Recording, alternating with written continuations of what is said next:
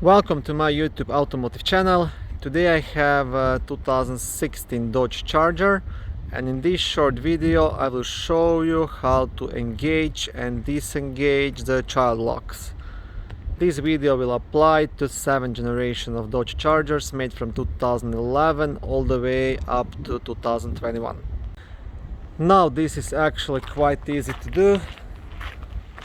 To engage the child lock on the rear door, there is like a small keyhole right here, and you'll see the lock and unlock symbols on the door. So what you want to do, you can use your key or a flat screwdriver and just turn this to the lock position to engage child locks, and if you want to disengage them, just turn this to the unlock position. So lock, unlock.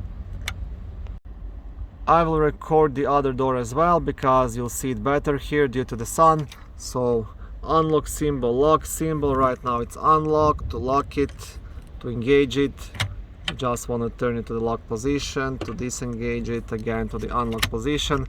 And once you do that, the interior door handles will not work.